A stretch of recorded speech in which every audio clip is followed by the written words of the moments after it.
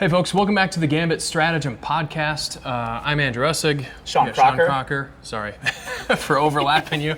And we are joined today by Kelley Jackson. Hello. Hello. Bit of a roller coaster week this week, so we're going to focus on kind of our competition stuff. We mentioned, if you watched the Gambit update videos, that we were going to kind of elaborate on what's going on with our competition season, our team, Kelley's Masters Online Qualifier stuff, and some of the unfortunate drama surrounding that. So here are more details. Basically, I guess we'll start kind of from the top. We found out this week that we decided we were gonna try to use an alternate on the team, and that was Maddie Seifert. That was weeks ago. Yeah.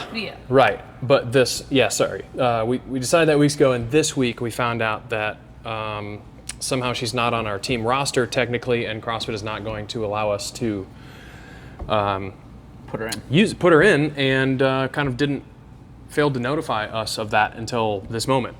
So I kind of want to maybe start from the beginning and see how we got here and what we're thinking about it and what we're feeling. So I think, not to get too much into it, but it does bears repeating that Kelley is a multiple times games athlete. You're individual twice?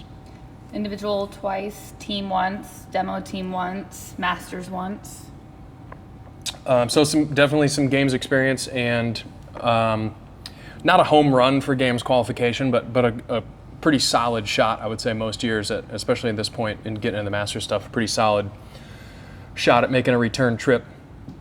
So you're looking at that kind of final qualifier stage, that online stuff, and kind of maybe deciding you want to take another run at it. As far as our team competition history goes, we sent just a team last season, to the semifinal stage, and it was kind of what was the team's attitude going into last year? I mean, they weren't expecting to make the games necessarily.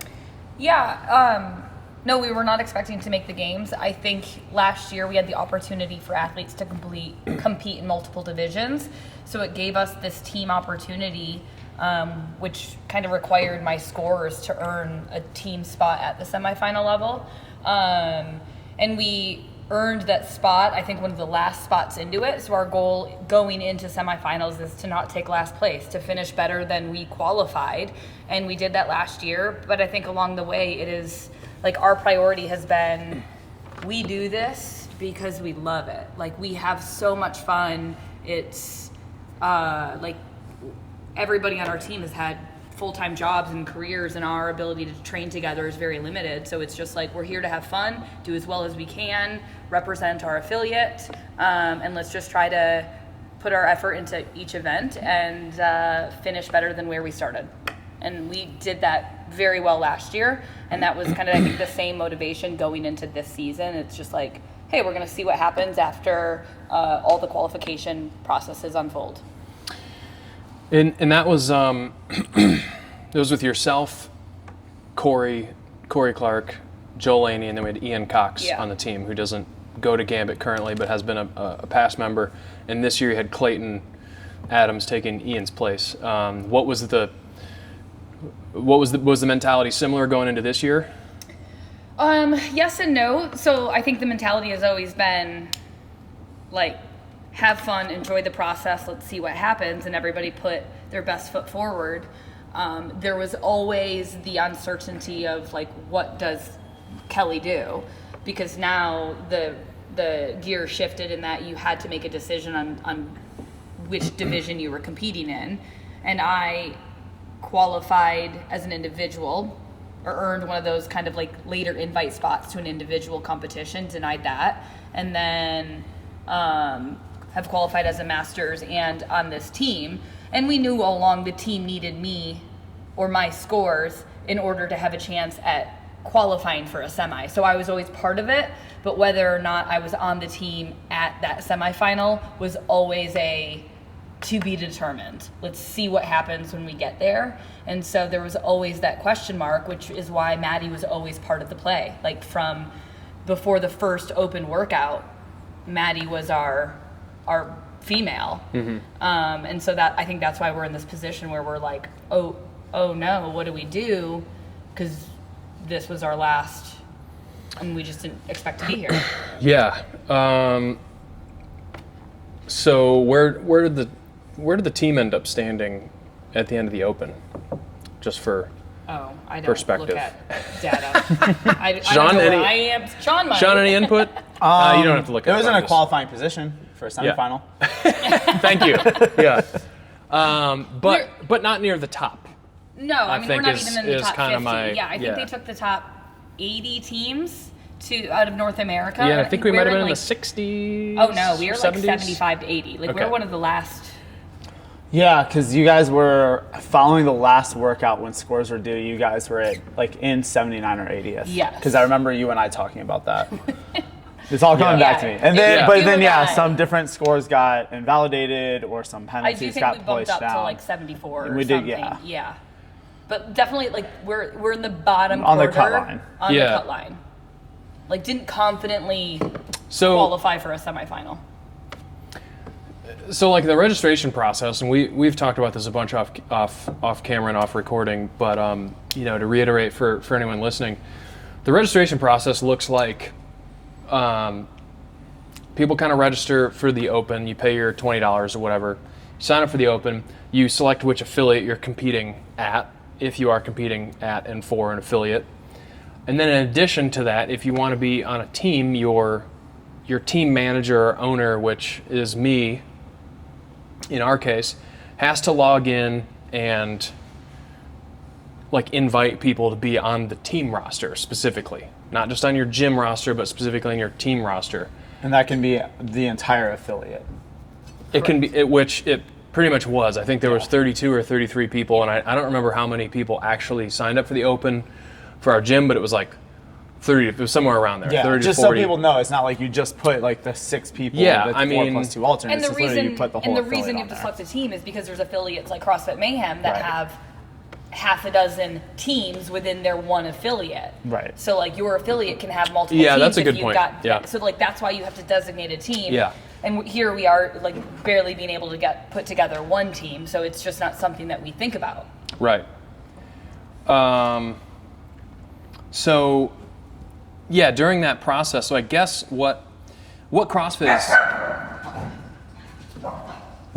is saying is that in our exchanges with them is that because of this, Maddie's somehow didn't get listed on the team, and they've been unclear with us how that happened because I don't know if they know, and we don't know.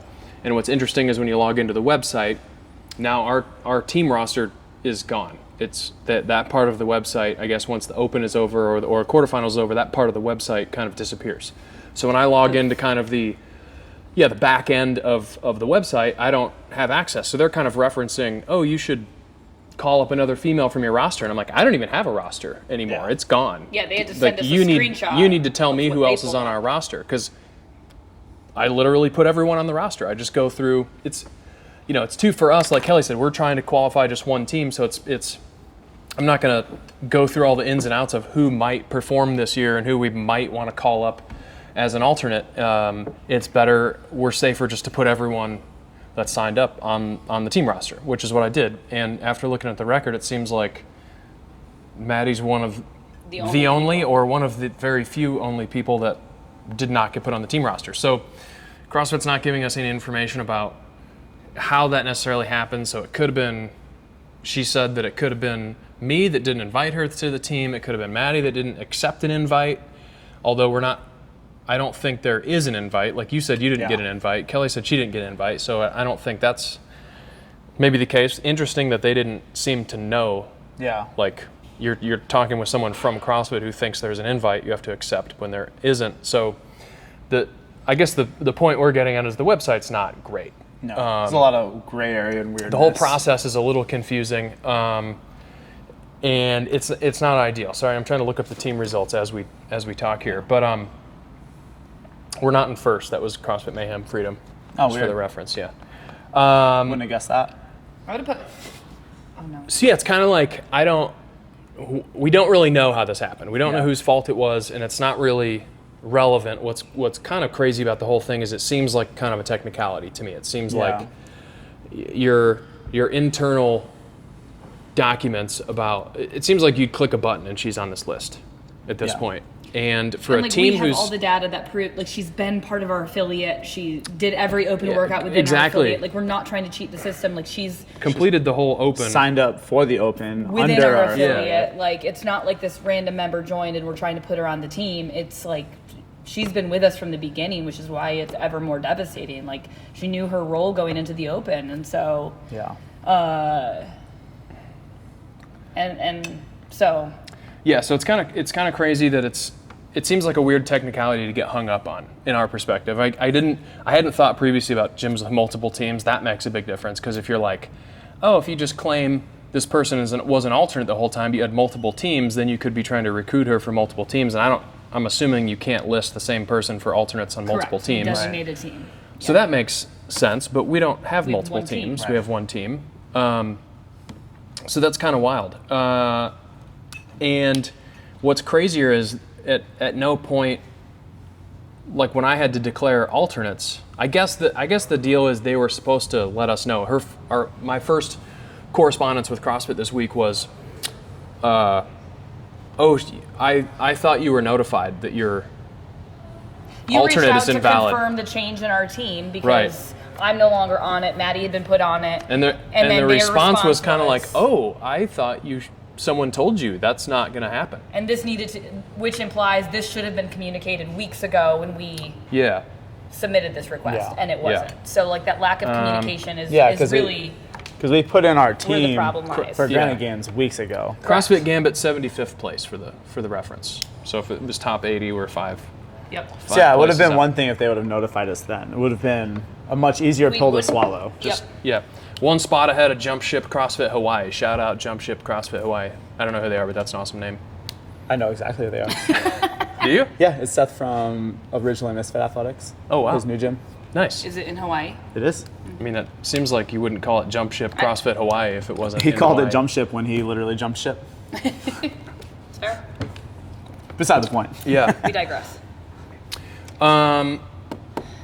So So the lack of communication is like the most frustrating part because this could have been resolved had our team. well, we wouldn't have invited her to Right. start training. I mean, I think Wouldn't that's have the been real. resolved, but it would have saved a lot of heartache. Yeah, a lot of, for us, that's the real issue. Is now we've Yeah. got to tell someone. We had to basically shatter somebody's month / Yeah. year.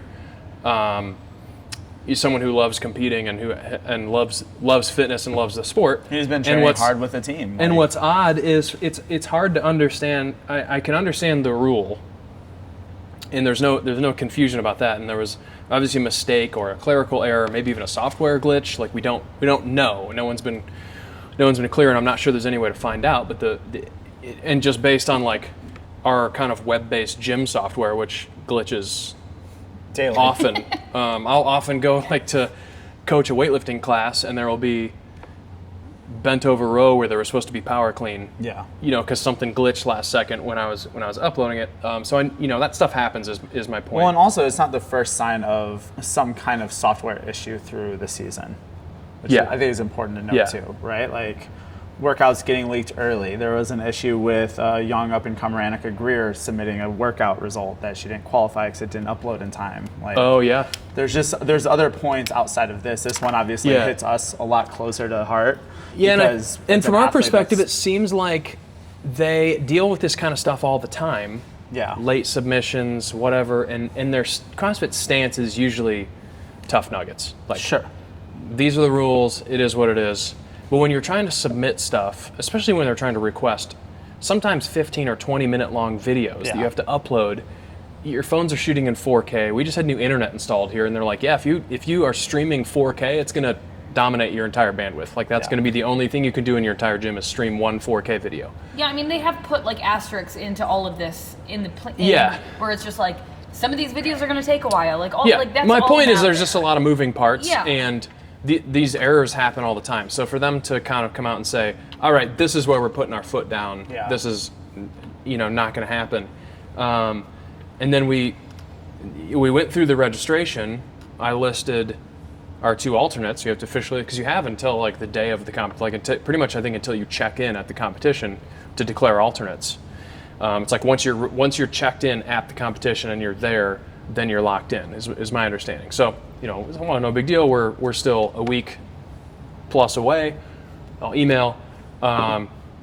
Your alternates are no good. Well, we already made it through the whole registration. We paid $600+ to register for Granite Games.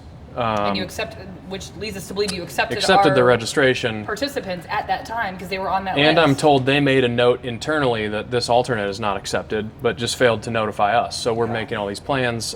Kelley then also signed up for her solo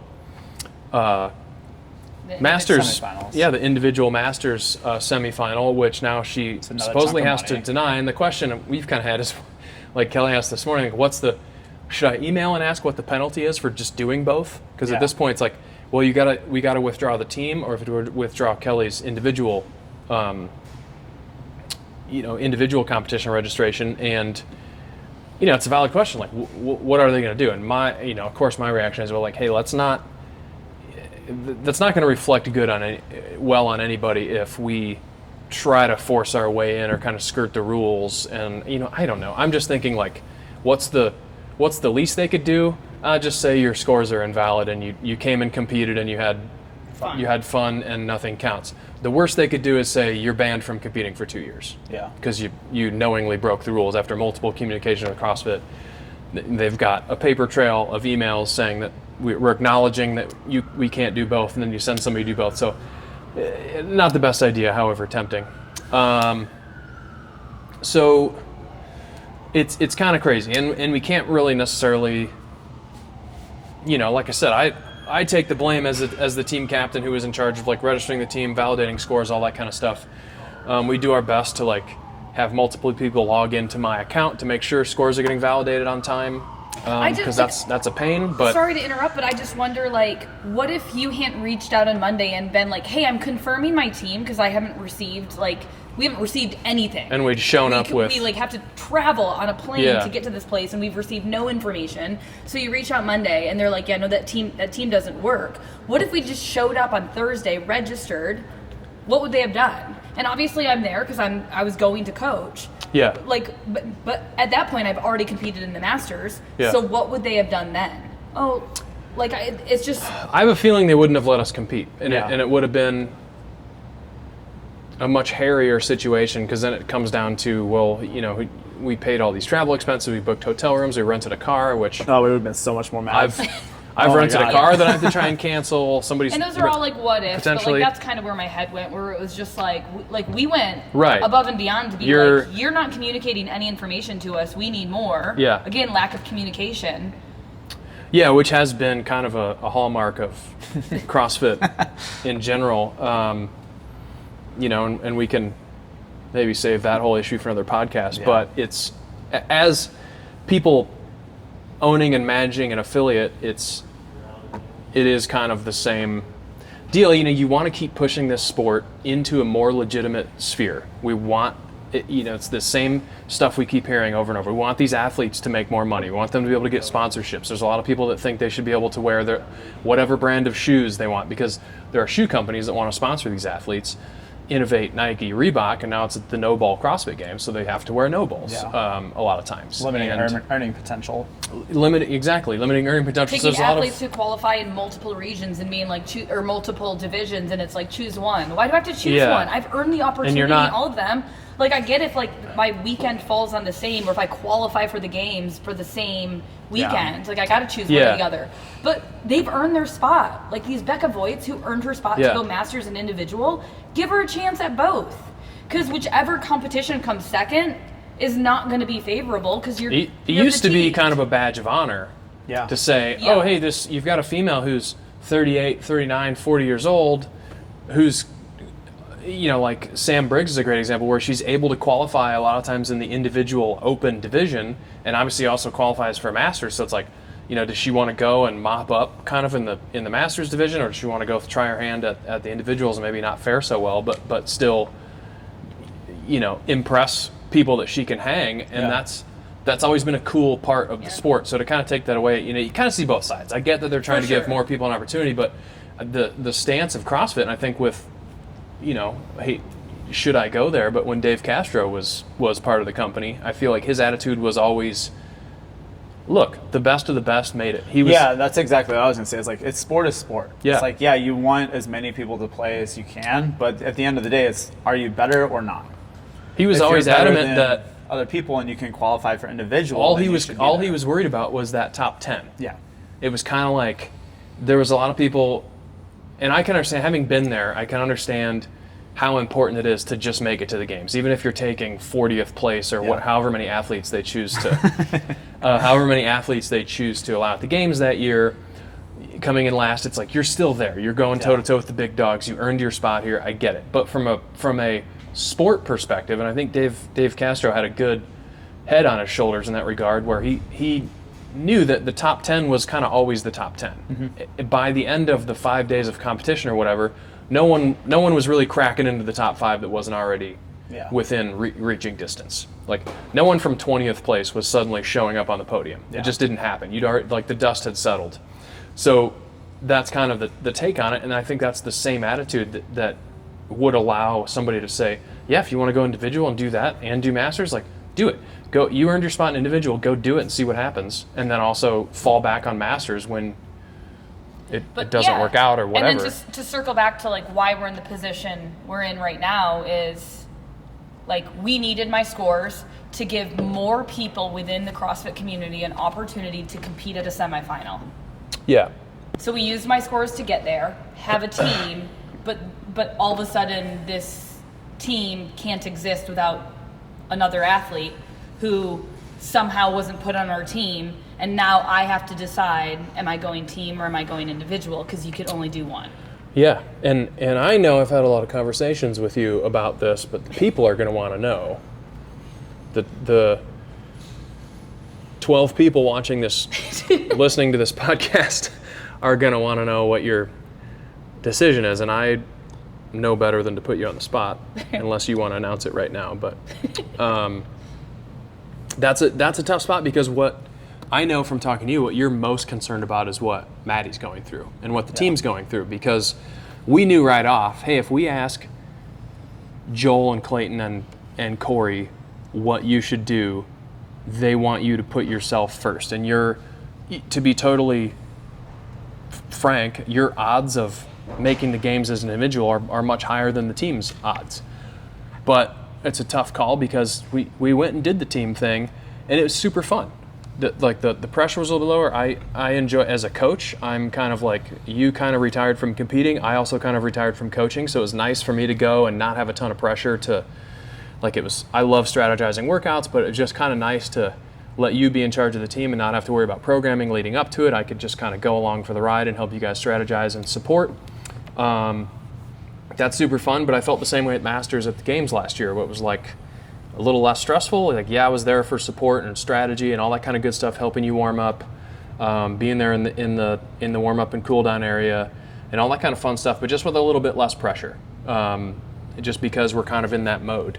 So both sides are fun, but the worst part is that we had to give somebody this opportunity and then yank the rug out from under them. And knowing, like, we really had the best of both. Yeah. Having spent, when we started, like when you started CrossFit, 2010-ish, 2009, we spent 5-ish years trying to get you to the games, like being really close a lot of times, and then barely squeaking into a third place spot, where they announced the wrong name, by the way, for people that don't know. We just had this conversation. Yeah. We're at the regionals, and they get down to... I had to win the last workout, and people needed to finish in the right order for me to qualify. Yeah, you needed to beat... Stars. I don't even think you needed to win, but you needed to beat certain people in a certain order in this last workout. And it was just a bunch of pull-ups and like 10 super heavy overhead squats. 7 super heavy overhead squats.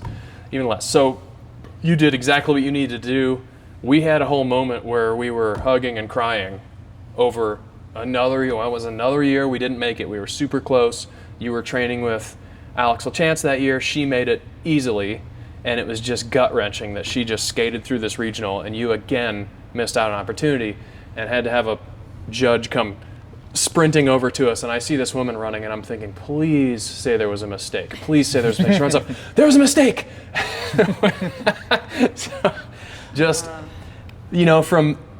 I feel like I just did that to Maddie. Like Exactly. But in reverse. Knowing that... But like, there was a mistake. You didn't make it. And it's really easy to look at these events and say kind of like, well, if you weren't hoping to go to the games or whatever. That's what's kind of so crazy about CrossFit's stance on it is it seems like a really small technicality for kind of a life-changing event for the people involved. And the real kicker of it is it seems like they'd rather have an empty spot at this semifinal than allow somebody to hop onto our team that should have been there all along. Yeah. That's what's kind of crazy about it. Yeah. So that's where we are.